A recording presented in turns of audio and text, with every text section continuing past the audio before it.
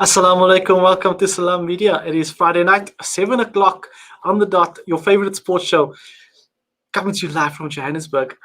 This evening, I've got a jam-packed show for you. It's such a motivational and inspirational show this evening. We're going to go on a journey, a real journey. We're going to pay a tribute to Ghulam Raja, the former former Protea team manager for that matter. And then after that, let's say we're going to end off with that. Then to start off with, we're going to be chatting to Jeandre Overmeyer. He is a youngster all the way from Hermanus that was given an opportunity to play rugby at the Dubai Sevens. And for those of you that follow rugby closely, you'll know that that is the most anticipated event on the Sevens calendar. For the year, one of the biggest events, and there's so many opportunities that is available for play at that tournament. We're going to hear about his story, very motivational. I came across the story on Facebook when an author by the name of Yusuf Daniels shared his story. This young man, in order to raise funds, used to sell chips and sweets at school, and in unlike South African fashion, he was ridiculed by some of his educators for that, saying how illegal it was and all of that. But it just shows this kid's ambition and his hustle to achieve his dreams. And tonight we're going to hear a bit more about his story and see how the listeners and the viewers can contribute to making his dream a reality. Then after that, we're going to be chatting to the nation builder, the 1996 AFCON winner, Mark Williams. He recently launched his book called From Gangster to Soccer Legend. And what more fitting title than that? We're going to hear a bit more from him about his book, the content inside there, what it entails, and where we can purchase the book, and how his story can motivate others. And even if you're not buying the book for yourself, you can possibly buy that book and donate it to a library.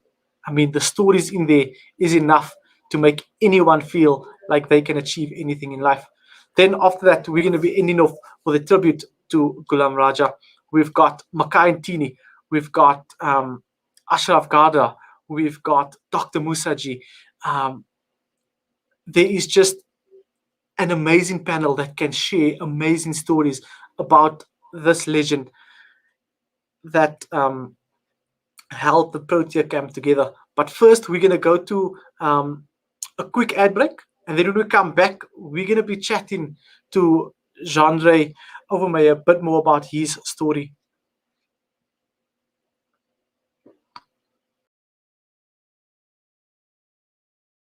Fresh. Listen to Salam Media, your humanitarian broadcaster.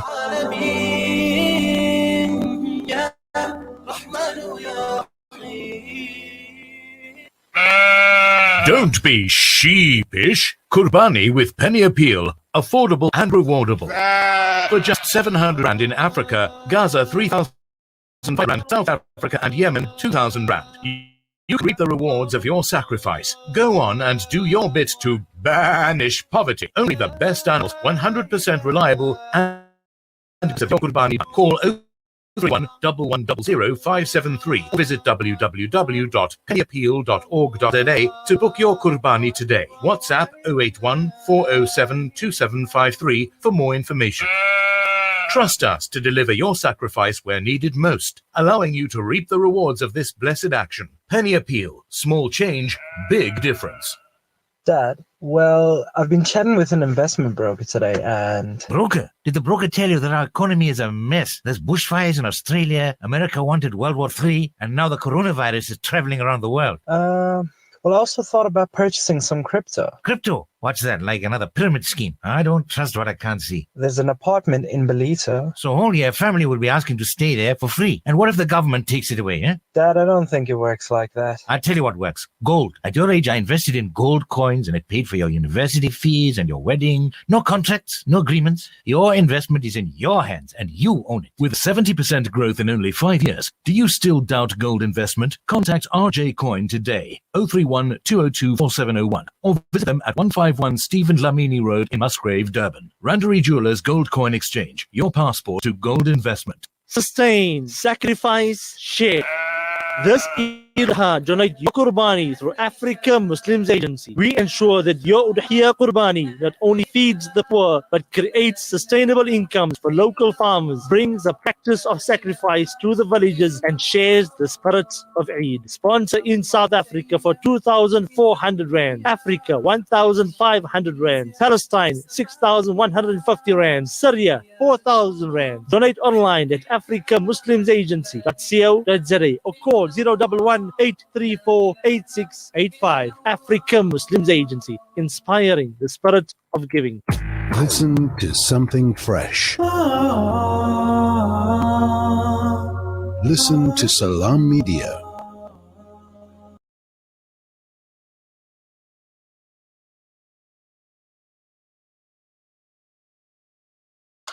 Let's try this again. Technology, not always our best friend. Assalamu alaikum. Good evening. Welcome to everybody. I'm your host this evening, Thaakir Dawood, and I'm going to take you through right until 9 o'clock this evening. I'm joined by a host of guests this evening, but first up, I'm going to be joined by a very inspiring, a very motivational. If I could find the right words to put in the box for this kid, I would definitely do so. He goes by the name of Jeandre Overmeyer. He is a rugby player, 18 years old, resides in Hermanus, and he's got a story to tell. This guy is going from Hermanus to the world. He's going to introduce himself very soon on the international circuit, where he's going to play in the sevens in Dubai. Jeandre, good evening. Thank you so much for joining me. I really, really appreciate you taking the time out to be evening to join me, man. No problem, no problem. Hi. Probably the connection. I don't know what's I wrong. think we've just got a sound issue there. Technology not our best friend again. But yeah, I can hear you now, loud and clear. Okay. How's it? Make yourself comfortable. We need to have a chat. I can't really hear because of the connection, yeah, but I can hear you now, yes. Hi. Okay, perfect. Jeandre, you are 18 years old. You play rugby. Tell us about your story and tell us what is the purpose that you need to raise these funds. I'm actually 17, not 18. I need to get these funds because I need to pay for the flight tickets and the hotel that we're gonna live in Dubai, and then I'm also gonna have to pay for the entry fees at the gate in the tournament, and obviously spending money as well for just in case we need snacks and stuff like that.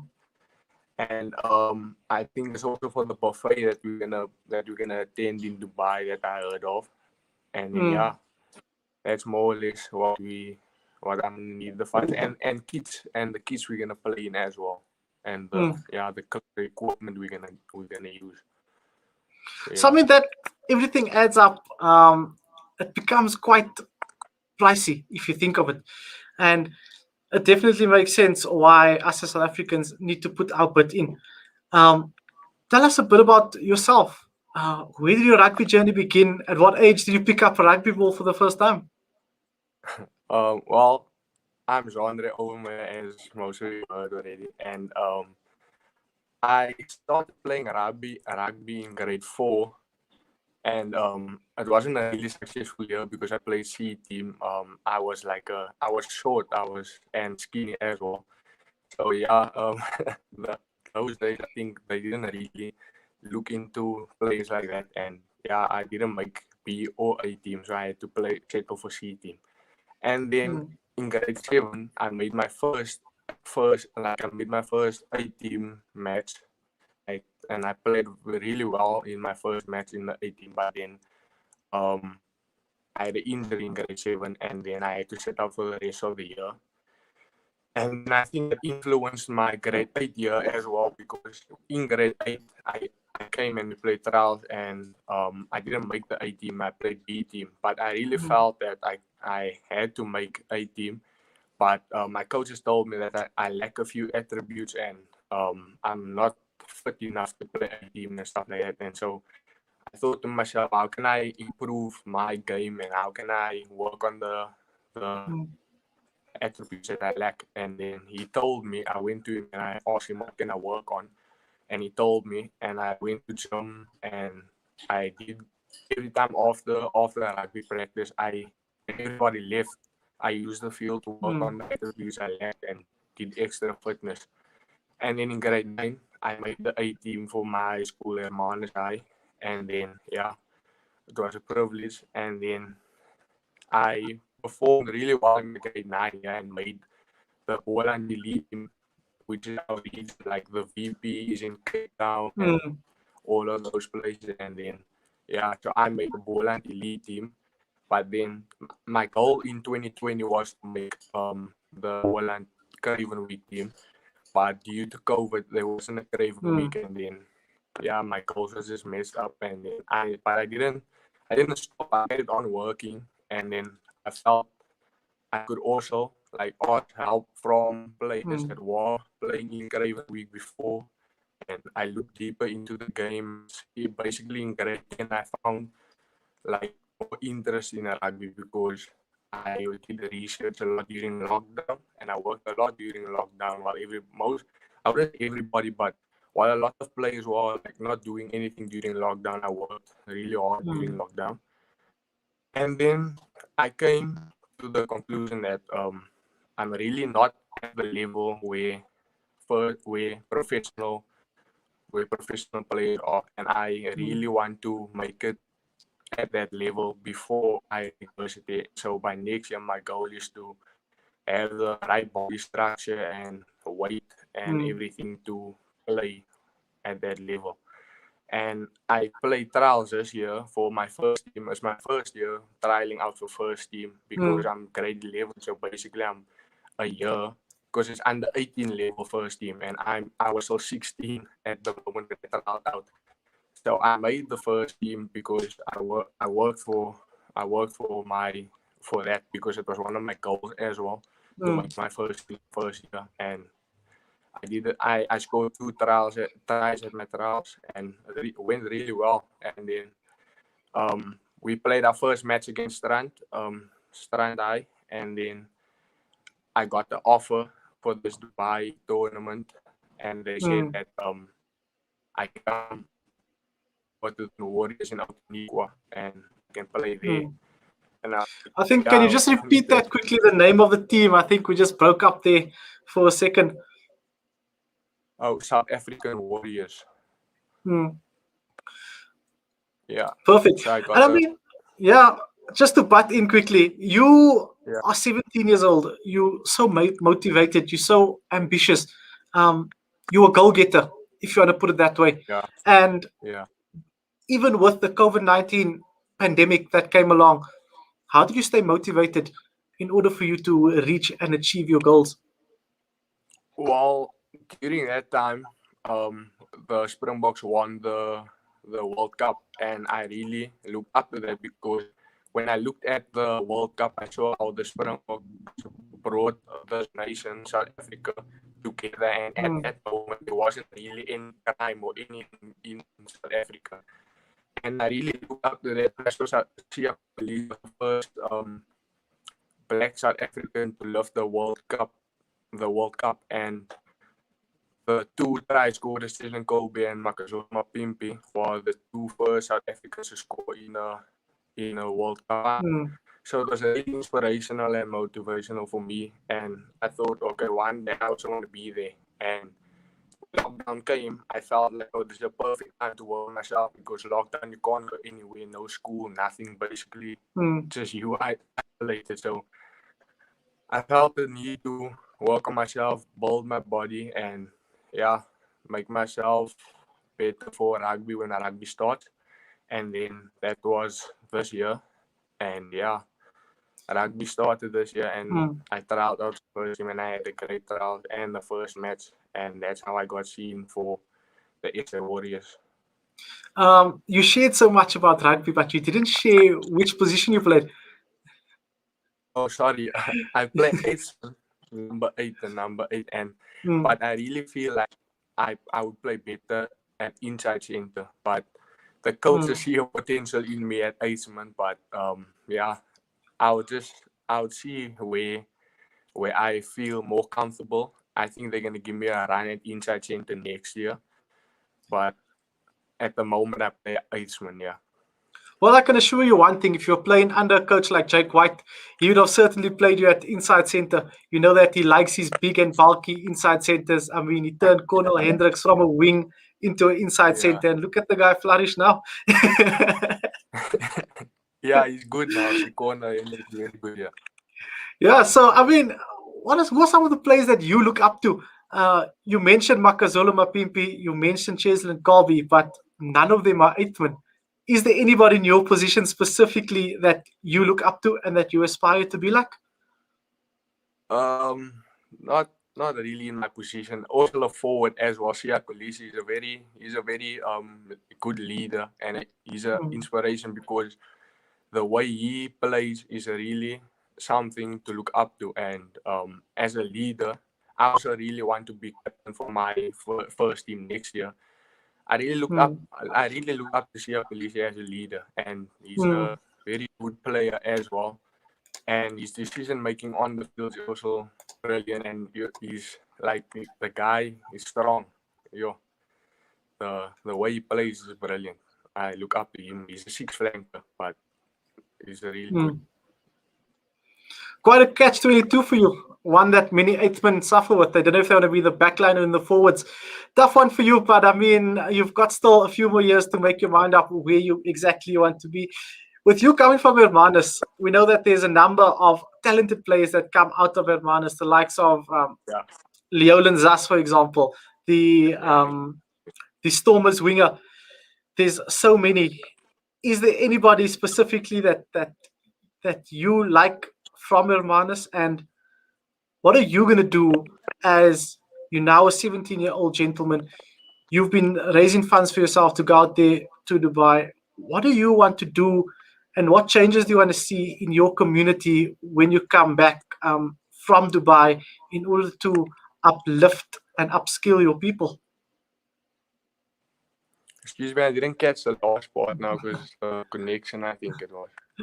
I asked you, with you going over to Dubai, when you come back to South Africa and more specifically Hermanus, what do you want to implement and what do you want to do in your community to upskill and uplift the youth so that they can be go-getters just like yourself? Well, I'll start at my school basically, like the players that aren't really as motivated as I am. I'd like to help them like get the same motivation and the same drive as I have, and start basically in my team at first, and then like that's why I want to captain my team and to help them get the same motivation and the same drive and the same vision as I have, and so that we can build our team basically to be a great team. And then I have a lot of younger players looking up to me at my school as well. Herman is a really small place, but at the moment I feel like I can help my school, all the players in my school, to basically become better players and work towards their dreams. Not necessarily that their dreams are to become Springbok, but hopefully I can work with those that want to become a Springbok, and hopefully they will take in what I like have to teach them and have to give off from my perspective and everything, so that I can help them and motivate them and inspire them. No, definitely. And I mean, let's start a bit now with your trip. You've got some time to save up. What are some of the things that you've been doing to raise funds for your trip thus far? Well, my mother has been doing raffles in the community, and also in Cape Town. My mother sent raffles to my family in Cape Town that's living there, and they also did a few raffles, and I've been selling chips and stuff in school, and then the teacher shut it down, unfortunately. But that's more or less it. Just the selling and the raffles, and And you've also got a backup buddy page that we're quite excited about. Uncle Yusuf Daniels, he supported me in that department where he posted a thing on Facebook where people could help me and support me with a backup buddy account. So I would like to say thank you to Uncle Yusuf and everybody that supported me thus far. And also I would like to say thank you to my mother as well for doing the raffles and stuff like that, and my family in Cape Town as well for supporting me. So really appreciate it. It's still the story hits home for me because not too long ago I was in the similar situation.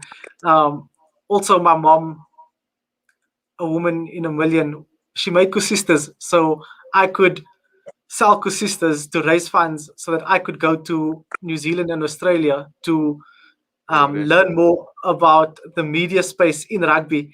And the common denominator here is obviously our parents and community figures like Yusuf Daniels, who reached out to me as well and assisted me in the entire process. But due to COVID, I couldn't travel, and I feel like it was only right for me to do my bit for someone like you that is so inspirational and so motivational to all the youth out there. I mean, to sell chips and sweets, we all know what's the profit margins on that.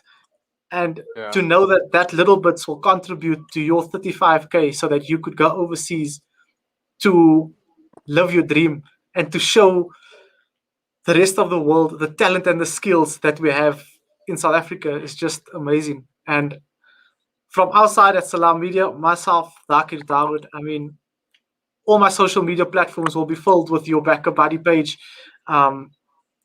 your initiatives, and your journey from now until the time that you set foot in Dubai, and also the content that you're going to shoot over there. We're backing you. That's confirmed. South Africa's backing you. We're going to make sure that you reach your dream.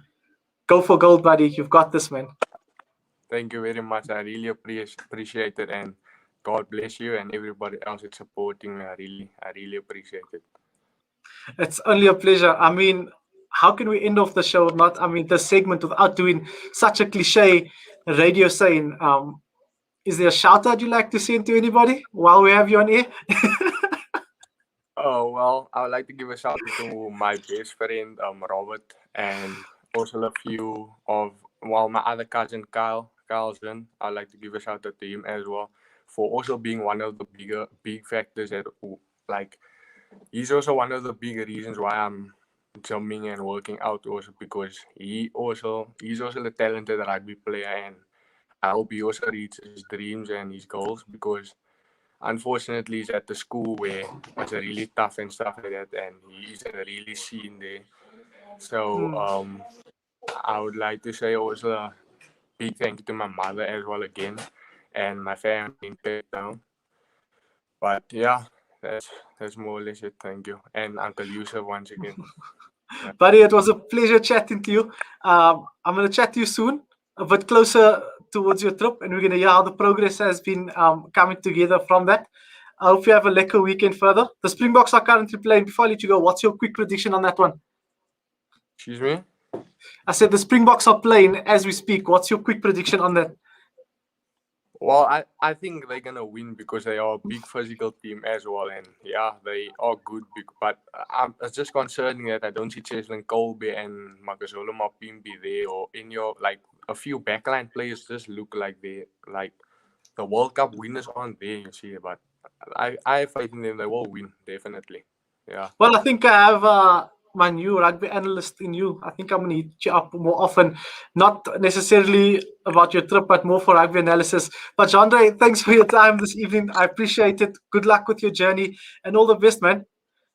Thank you very much, and thank you for everyone supporting me. I really appreciate it. No problem. Have a good evening further. That was Jeandre Overmeyer sharing his story about him raising funds so that he can go play on the international stage and represent the South African Samurai team in Dubai. Stay tuned to Salam Media. 26 minutes past 7 this evening. In just over 4 minutes, I'm going to be chatting to the nation builder, Mr. Mark Williams. He recently launched his book called From Gangster to Soccer Legend. Let's hear all about his story from the flats in Anova Park to lifting the AFCON in 1996. Mark Williams is going to tell us all about his book in just a bit.